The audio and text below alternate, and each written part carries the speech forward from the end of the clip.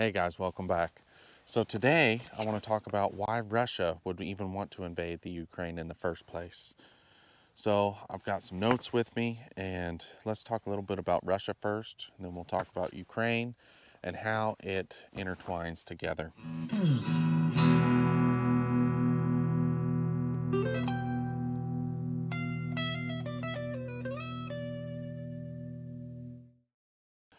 Number one, Russia is on track to deplete its reserves of developed uranium deposits in the next 8 to 13 years. So anything nuclear involves uranium, and Russia's running out. Okay. Number two, Russian food is getting more expensive, and Putin actually admitted to domestic shortages regarding food because there was an interview in Russian media where the Russian lady asked Putin, she says, "Hey, why are bananas from Ecuador more expensive than locally grown carrots?" And Putin said, "Well, there's shortages here. We got food shortages, so keep that in mind. They're starting to have a hard time feeding their people." Number three, they are paranoid. So Russia's always had to have this buffer zone of countries to keep the U.S. and Western allies from invading the Russia. I think that they're a little bit paranoid about this. Now let's talk about Ukraine.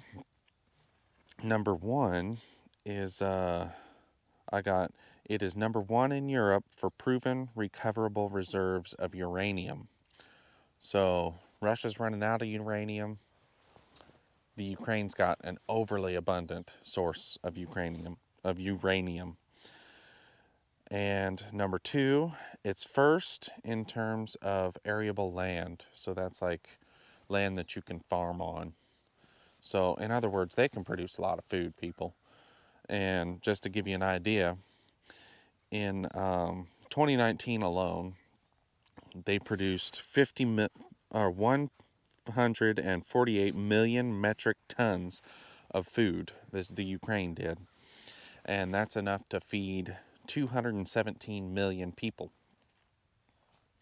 Keep in mind, if you take the Ukraine and Russia, add up all their people, that's 188 million. So they're doing, with the Ukraine and Russia together, they could feed well over what their population can eat. And then number four I got is the Ukraine has been talking about joining NATO. So this ties into that buffer zone thing where you get people there in the Ukraine that are wanting to join NATO. That pushes the Western countries to where they are touching the Russian borders. Let's go over some pros and cons for Russia invading the Ukraine now.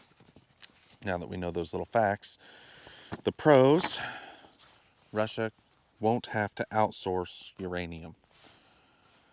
Let me say that again. Russia won't be dependent on another country for their uranium. That's very important. Another pro: Russia will effectively be able to solve their food crisis overnight. So, just like what I said with the food that the Ukraine produces, now all of a sudden Russia doesn't have a food crisis anymore. There's no more shortages. They've got everything that they need to feed their people on their own. And another pro would be Russia would have that buffer zone again from the United States and the Western allies. And this is just pushing themselves away from us again so they feel safe. And then the last pro that I've got here is Russia can increase their GDP by $150 billion. And that's the GDP from the Ukraine minus what Russia buys from the Ukraine every year. Turns out to be about 150 million. billion with a B, sorry. Now the cons of a Russian invasion in the Ukraine is there's going to be a loss of life, probably a significant amount on both sides. They're going to lose Russian troops and Ukrainian troops. And then the sanctions from United States and NATO. Whether or not that's a huge concern for Russia is beside the point. They're going to have sanctions put on them, and depending on how Russia can deal with those, could make or break, could make this con a lot more than what it sounds like. And then the biggest con is the possible escalation into World War III. And I'll talk about that here in just a second. First I want to summarize all this. Russia stands to gain a lot from invading the Ukraine. The big problem is the unknown. And that is, so we've got all these NATO countries that are saying, don't invade, don't invade. And the United States has just kind of stood back a little bit. We've said don't invade because we'll put sanctions on you. Now, one thing that we did say is there's not going to be any troops involved unless Russia hits one of the NATO countries. So, that being said, this is where the unknown comes in.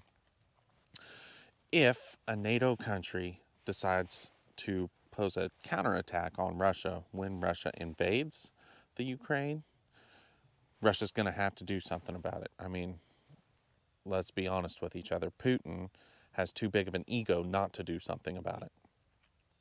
And when he does, that's going to be aggression towards NATO forces, and the United States said that they will attack Russia if that was the case. So there's your escalation into World War III. So let me know what you guys think about that. My email's down below if you got any intel, or if you want to tell me about what you think's going to happen. In the meantime, have a good one. Take care. Bye-bye.